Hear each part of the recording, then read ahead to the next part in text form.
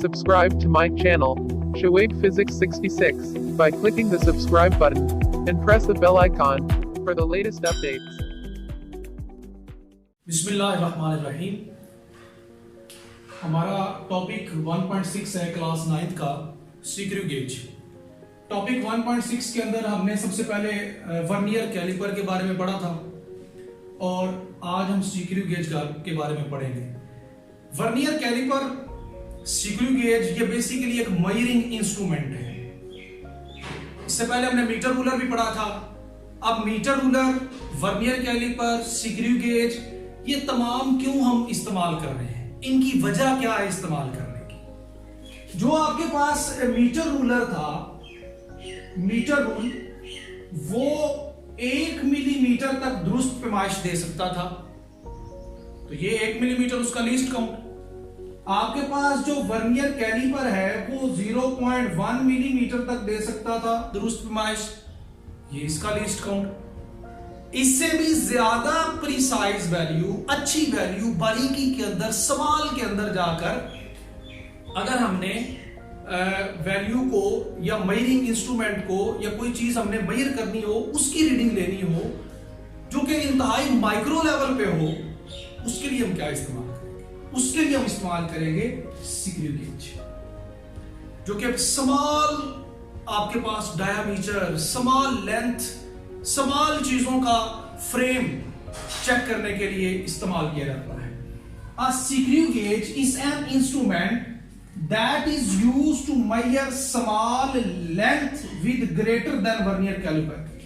Small length major करता है अच्छी एक्यूरेसी के साथ, जो कि वर्नियर कैलिपर से भी ज्यादा अच्छी आपको वैल्यू देगा, रीडिंग देगा। वर्नियर कैलिपर का जो लीस्ट काउंट था वो 0.1 मिलीमीटर यानी 0.01 सेंटीमीटर। जो लीस्ट काउंट हम स्क्रू गेज का निकालने जा रहे हैं वो 0.01 मिलीमीटर है या 0.001 सेंटीमीटर है।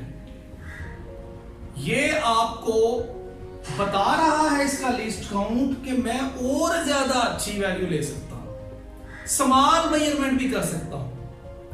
आप अक्सर खरादिये के पास जाएं, ये जो मोटरसाइकिल के स्पेयर पार्ट्स को, जो पिस्टन वगैरह को वो खराद का जो काम करते हैं, उनको जो सेट करते हैं, उनके पास जाएं तो वो अक्सर स्क्रू गेज का इस्तेमाल करते हैं, वर्नियर कैलिपर का इस्तेमाल करते हैं डायमीटर चेक करने के लिए, लेंथ चेक करने के लिए, बारीकी, क्योंकि उनका काम होता है बारीकी का। तो उस वक्त वो स्क्रू गेज, इन इंस्ट्रूमेंट का इस्तेमाल कसरत से करते हैं। नेक्स्ट, इसकी डायग्राम की तरफ चलते हैं, आपको समझने में आसानी होगी। स्क्रू गेज एक यू शेप आला है, यू शेप मेटल फ्रेम है इसका, ये आपको नजर आ रहा है। Thimble has threaded spindle inside it. आपके पास ये थिम्बल है, ये जो थिम्बल नजर आ रहा है आपको, ये बड़ा सा, इसके अंदर सारा ये एक स्पिंडल मौजूद है। स्पिंडल थिम्बल के अंदर distance between consecutive thread is 1 millimetre. अब ये जो स्पिंडल आपको नजर आ रहा है, ये वाला, इसके ऊपर थ्रेड बने हुए हैं। जिस तरह आपने अगर कोई बाजार से काबला या नट वगैरह लेना हो तो उसके ऊपर हम कहते हैं चूड़ी, जो चूड़ी का लफ्ज इस्तेमाल किया जाता है काबले के लिए, नट वगैरह के लिए, जो कि अक्सर आपने बाजार से जब आप परचेज करते हैं तो उसके ऊपर थ्रेड बना होता है, जिसको हम नट भी कहते हैं। तो जो थ्रेडेड है वो स्पिंडल के अंदर, इसके अंदर, इस थिम्बल के अंदर मौजूद है, ठीक है। Distance between consecutive thread is 1 millimetre. जो एक चूड़ी के दरमियान का फासला है वो 1, जो एक चूड़ी के दरमियान का फासला है वो आपको 1 मिलीमीटर मिलेगा। 1 मिलीमीटर, जो आपके पास एक चूड़ी होगी उसकी, उसके दरमियान फासला 1 मिलीमीटर, ठीक है। उसके बाद अभी spindle move 1 millimetre along index line by 1 rotation of thimble. अब अगर आप यहां से पकड़कर इसको रोटेट करेंगे, जैसे ये मेरे पास एक बोर्ड मार्कर है, इसको मैं आपको रोटेट करके दिखाता हूं। ये बोर्ड मार्कर का ये इंक का निशान बना हुआ है, इसको जब आप रोटेट करके दोबारा इसी इंक पर लाएंगे, अब आपको नजर आ रही है, तो ये 100 डिवीजन रोटेशन करता है और एक रोटेशन मुकम्मल होगी। जब एक रोटेशन मुकम्मल होगी तो एक चूड़ी आगे जाएगा। ये जैसे आप पेन का होल चढ़ाते हैं एक रोटेशन से एक चूड़ी आगे जाएगा, यानी एक थ्रेड का डिस्टेंस आगे कवर करेगा। एक थ्रेड का डिस्टेंस एक रोटेशन से कितना कवर होगा? 1 मिलीमीटर। जब आप इसको एक दफा घुमाएंगे तो ये जो इंडेक्स लाइन है इसके ऊपर ये 1 मिलीमीटर आ गया और यहां से ये 1 मिलीमीटर आगे हो गया। ठीक है, spindle move 1 millimetre along index line by 1 rotation. Clear?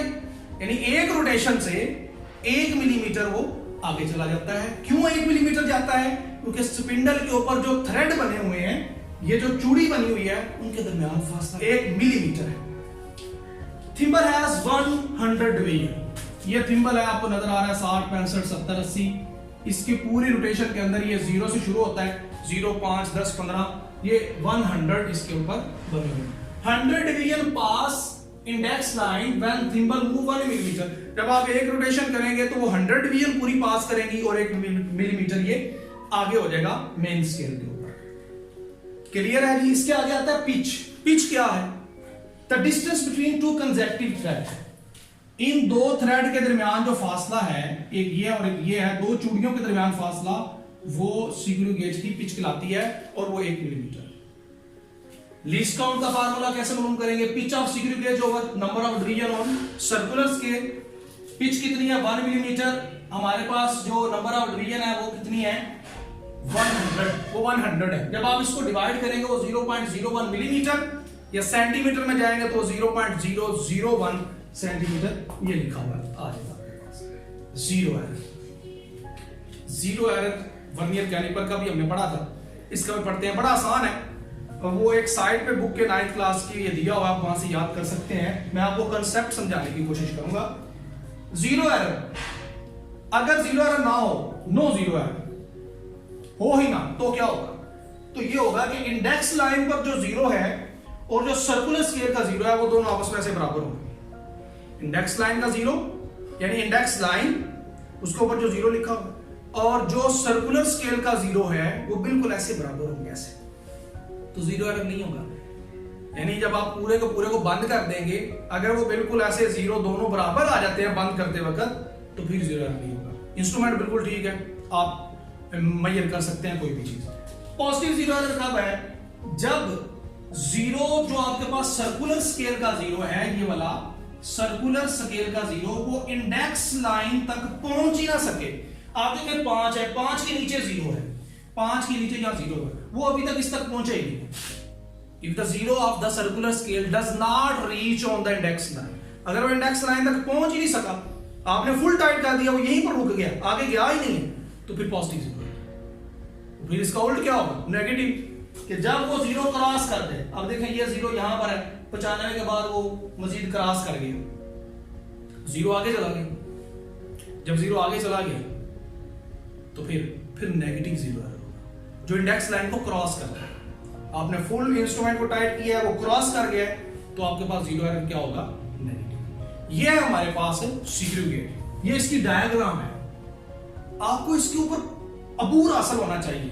इसको बनाए घर बैठ के, यू शेप फ्रेम है, ये स्टड है, ये स्पिंडल है, ये स्पिंडल है, ये लॉक है, ये आपके पास इंडेक्स लाइन है, इसको हॉलो सिलेंडर या स्लीव भी कहते हैं, ये सर्कुलर स्केल है जिसके ऊपर आपके पास डिवीजन है 100, ये थिम्बल है, ये रिचट है। रिचट क्या है? जब फुल आपने भैया ले रही हो, ये लॉक की तरह काम करता है, इसको प्रेस करें, वो वहीं पर जो आपने चीज यहां पर रखकर मेजर करनी है, फॉर एग्जांपल आप यहां पर रख के कोई गोली वगैरह या बॉब वगैरह का डायमीटर लेना चाहते हैं, तो आप इसकी मदद से उसको लॉक कर दें, तो फिर ये आगे पीछे नहीं होगा, इसकी रीडिंग जो है वो अपसेट नहीं होगी। ये हमारे पास क्या है?